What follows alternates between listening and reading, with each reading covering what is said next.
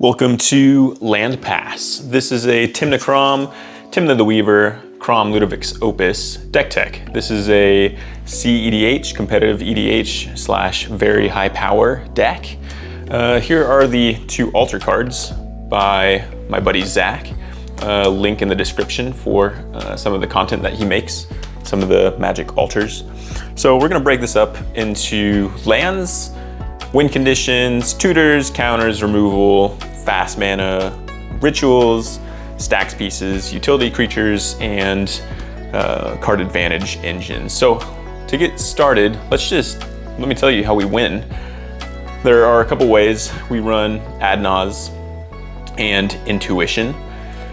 Intuition can possibly get a couple cards with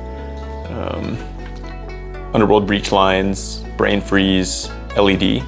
Usually the pick is Underworld Breach, Lion's Eye, Savine's Reclamation, these three. Opponents choose 2 to go into your graveyard and 1 into your hand. This adds some redundancy, having Savine's Reclamation, Underworld Breach in your graveyard, and then LED. Most of the time, you're able to escape Intuition back and tutor for Brain Freeze, or you'll figure out a line somewhere. The other is, of course, the Thoracle Boogeyman combo, Thoracle Demonic Consultation, casting Thassa's Oracle with the trigger on the stack, casting Demonic Consultation and selling your entire deck and then winning on the spot.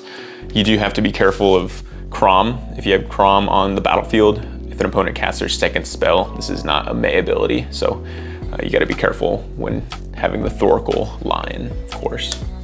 Let's talk about lands. You can't cast anything without lands, and then we'll move to fast mana. I run the dual land suite, fetches, Scalding, Bloodstain, etc. Running a lot of fetches to fuel for Underworld Breach. Of course, some shocks. Otawara has been an MVP. This channel ability, getting past other stacks pieces, has been critical in a lot of decks, in a lot of games. Paths of the Dead, having an uncounterable Kraum, uncounterable Tymna. I usually name human because you can get your Tymna, you can get some of your stacks pieces out with the Cavern of Souls. Ancient Tomb, also an MVP. Gemstone Caverns, just another fast mana piece pretty much. It's worth it. I found that the the amount of card advantage in this deck makes it worth it to have Gemstone Caverns to gain a little bit of speed. Here's some of the 5-color lands: City of Brass, Gemstone Mine, Command Tower. Love this art of the Command Tower. Forbidden Orchard, I don't care about my opponents having 1/1 creatures. Mana Confluence, Exotic Orchard. These are the 2 buddy lands that I run: Sea of Clouds and Morphic Pool, the 2 main colors for win conditions. Fast mana is next. There's been a lot of games where I've kept a Jeweled Lotus to try to get a turn 1 Tymna out. Having that card advantage is insane. Lotus Petal, of course, Mana Crypt, Mox Opal. We run so many artifacts in this deck that Mox Opal is pretty reliable. Chrome Mox, Mox Diamond, again, discarding a land to have an artifact is worth it to me to be able to turn on other artifacts like the Mox Opal. Soul Ring, of course, and then the two talismans we run are in our win condition colors: Talisman of Progress, Talisman of Dominance. Having blue-black and white are really important. The white is super important for the Savine's Reclamation flashback. If an opponent chooses to put this in the graveyard off of an Intuition, being able to have white mana is super important. Fellwar Stone, Arcane Signet, of course. With the idea of mana, here are some rituals. Dark Ritual, Simian Spirit Guide, 99% of the time is just adding a red. Rite of Flame, Cabal Ritual. There's so many instances where I have 7 or more cards in my graveyard, so casting this and then getting an ad nauseam is pretty insane. Same thing with the Dark Ritual, having a couple lands out, Dark Ritual into ad nauseam.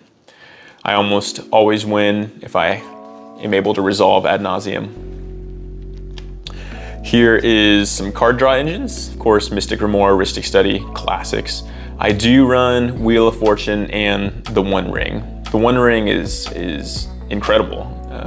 This is almost a guaranteed win. It's so much card advantage, and the protection is also pretty important.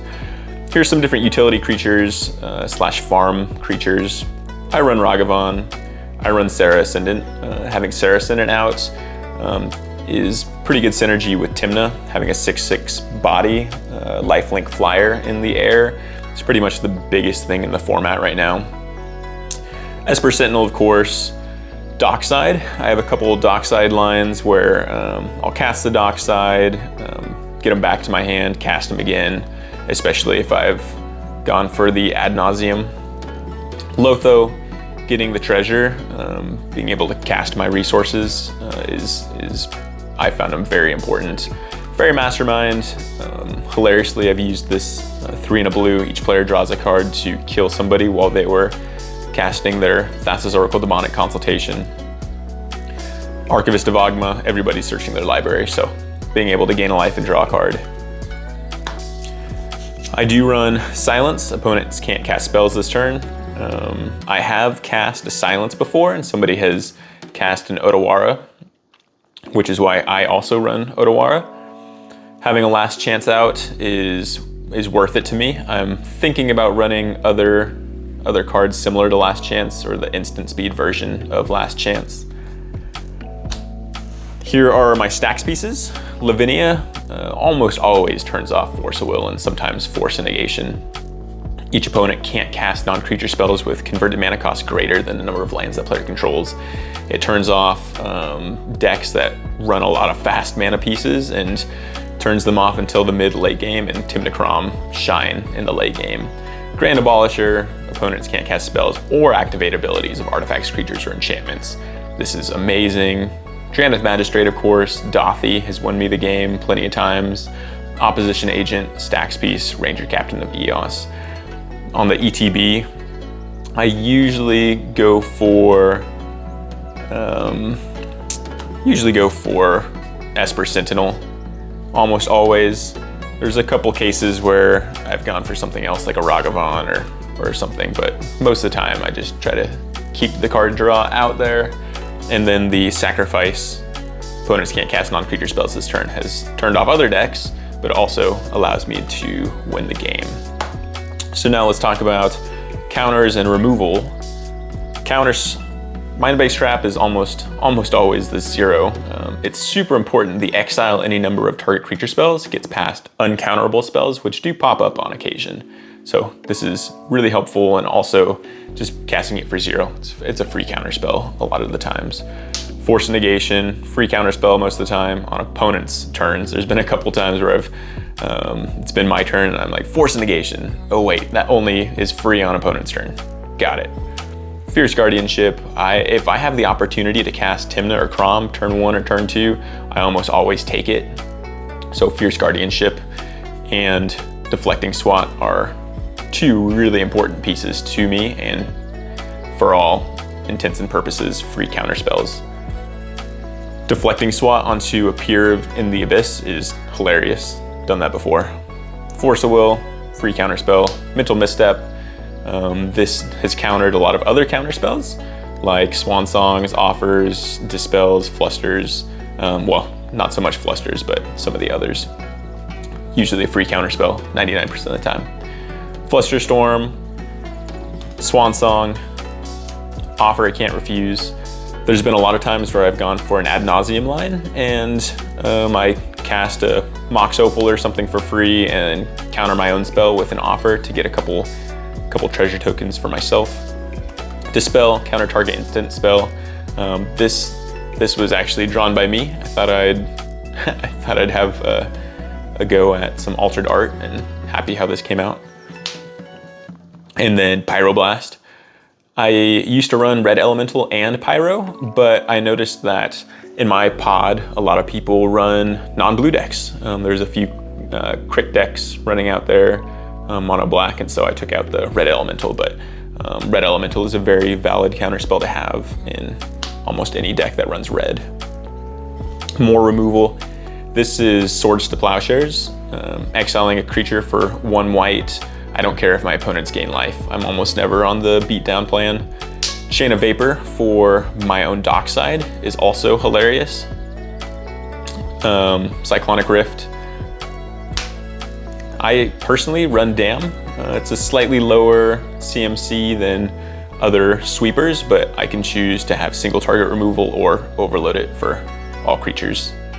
Snapping my own dockside is super valid, a very valid play, but also snapping other stacks pieces is important. Dress Down has turned off other people's win conditions.